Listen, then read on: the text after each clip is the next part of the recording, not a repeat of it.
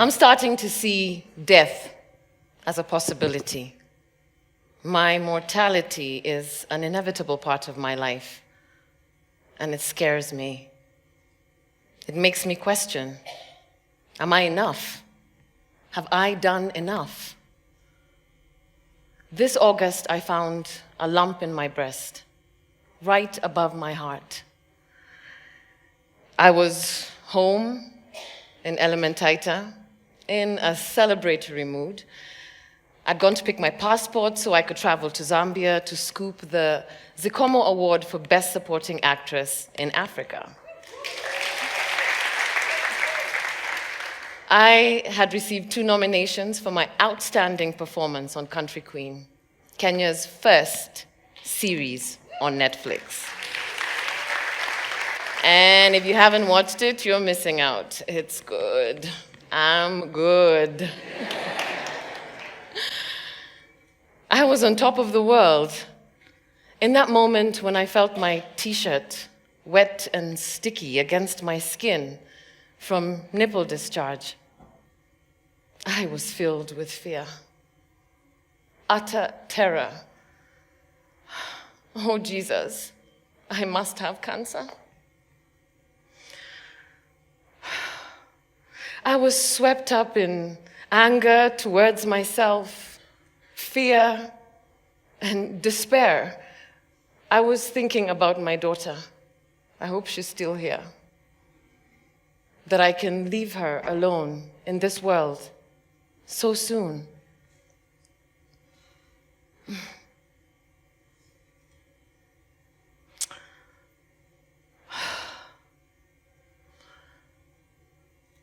I was just filled with complete and utter terror.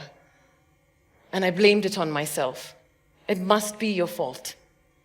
I instantly moved into self-reproach, that handy voice in my head giving critical reviews about everything. I must have done this to myself. It must be the smoking, a nasty habit I picked up in uni when smoking was glamorous. Nah, it must be the carnivorous diet that acidified my body. I had hung up my vegetarian gloves after 7 years during the pandemic. Nuh-uh. It must be the lack of exercise. That's it. The last time I worked out was in 2018, when Max scared the running out of me. It's 2018, and I'm in my best physical shape. We're getting ready to film the pilot for Country Queen, and I am on a high. I love running early in the morning before the cars ruin the crisp freshness in the air. It's 6:15, and I run out of my gate, straight into my neighbor's pit bull. He pounces on me, and I panic, and we begin the bout for my life. Max has a huge, big, black, strong body. He's grabbing me and he's growling, saliva gathering and pouring out of his mouth.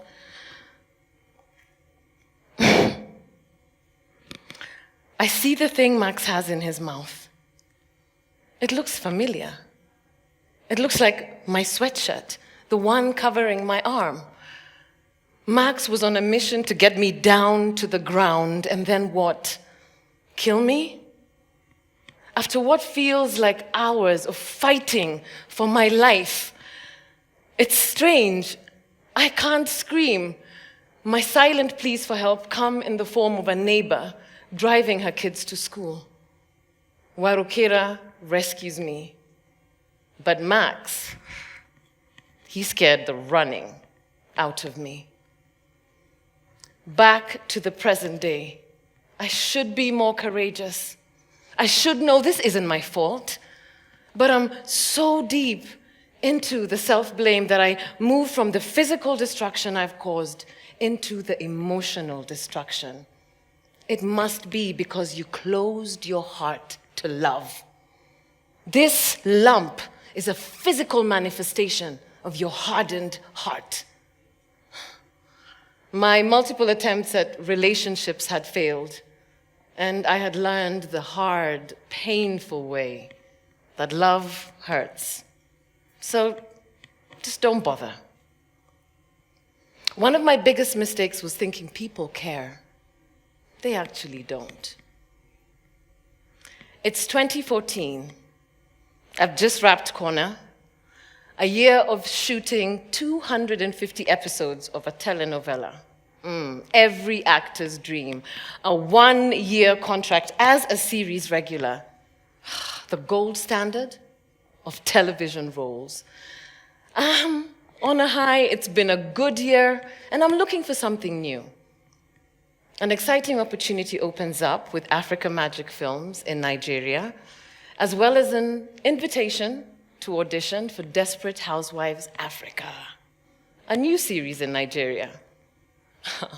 I get the lead role, and I move to Lagos for 6 months.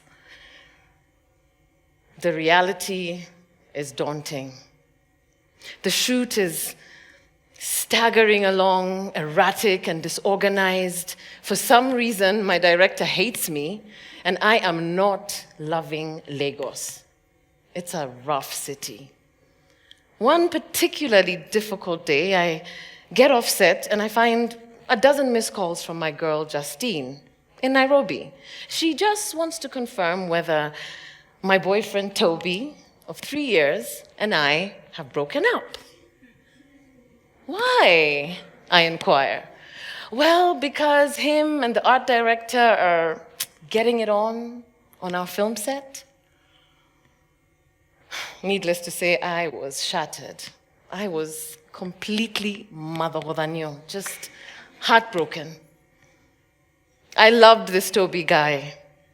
I had elevated expectations that we could do 6 months apart and be faithful to each other. I was disillusioned, of course. It took him less than 10 days.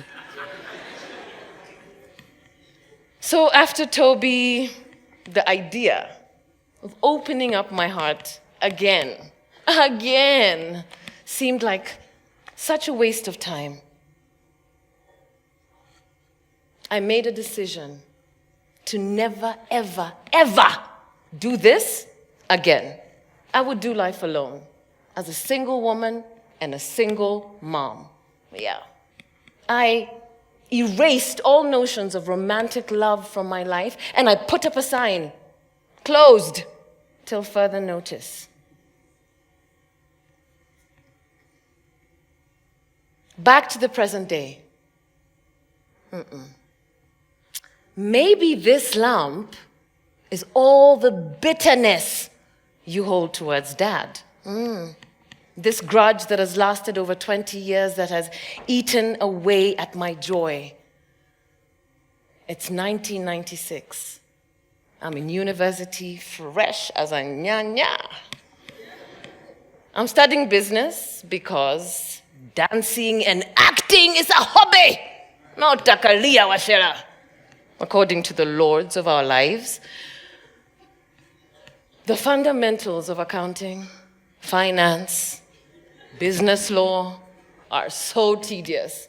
So me and some of my girlfriends decide to form Charisma Girls, a dance group that rehearses in between class sessions to kill the boredom and performs at college functions, random events, and to my dad's dismay, nightclubs. One night, while performing at a dodgy nightclub in downtown Nairobi, I meet an older man, Simon. Simon proceeds to sweep me off my feet, seduce me, and impregnate me in less than 2 months. I am so thrilled to be pregnant. I make a naive plan to live at home, go to school, work, and raise my baby. And I present this brilliant idea to my parents, but the powers that be decide otherwise. Marry the man or get rid of it. Wacera. Thus began a harrowing 16 hours alone in an abortion clinic, illegal abortion clinic in Eastleigh. Get rid of it was my only option, as Simon didn't want anything to do with me. I had foolishly expected my father to stand by me and support me, but he didn't want anything to do with me. I was soiled and I was ruining his reputation. Inevitably, I harbored anger and resentment towards my parents. The despair blossomed into self-hate, a self-loathing so deep, it didn't matter what was going on outside me. All the good that flowed into my life was shadowed by a disturbing fact. Inside, I hated myself. The consequence of that self-hate led to a myriad of bad decisions that prompted me to attempt suicide multiple times. At 19, after the abortion, I got my stomach pumped. At 25, dealing with a bout of depression, I got my wrist stitched. And at 29, spiraling out of control, I got fished out of a river. So why now was I so terrified of this lump, if it meant dying? Why this irony of chasing and courting death during my darkest moments, and now the utter terror of it? It's 2020. And I decide to start this new chapter of my life dealing with this self-loathing. I just want to move forward, leave the past in the past, and try to build a new culture within myself of respect, dignity, and love.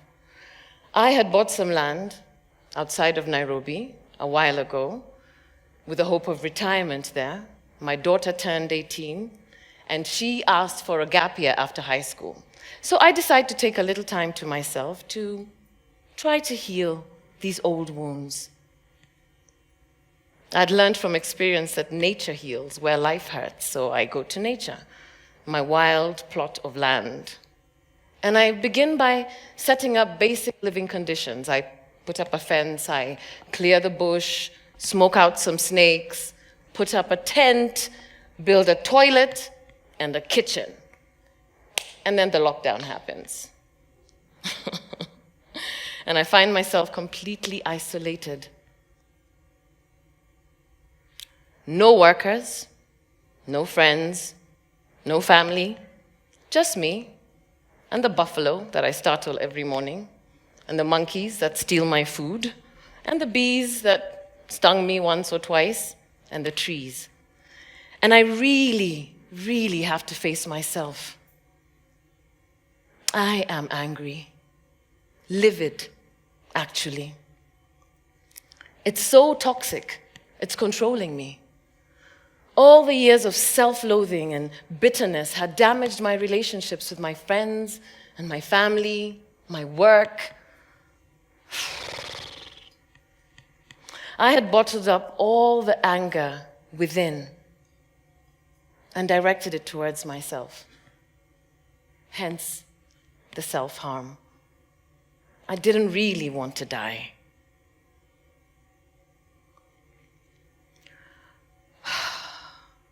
You know, back then I thought I just had to keep on moving, just keep on working, that don't stop. I didn't give myself time to stop. I didn't give myself time to grieve. I thought I was doing myself a favor. And when I finally looked at myself, I was just a big bowl of ugly. I was so bitter.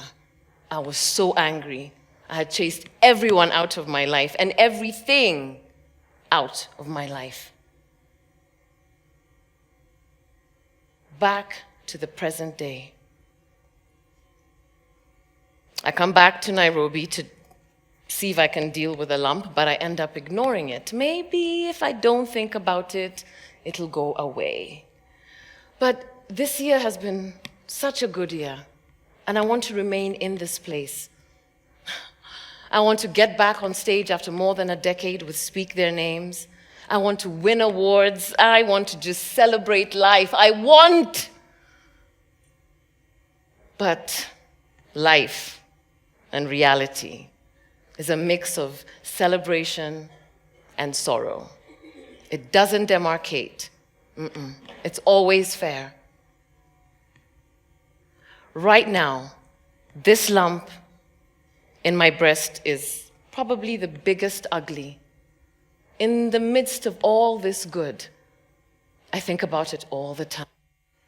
Will I be okay? I don't know. All I can do is hope for the best and live and heal and remember that there are always glorious moments in between. Thank you.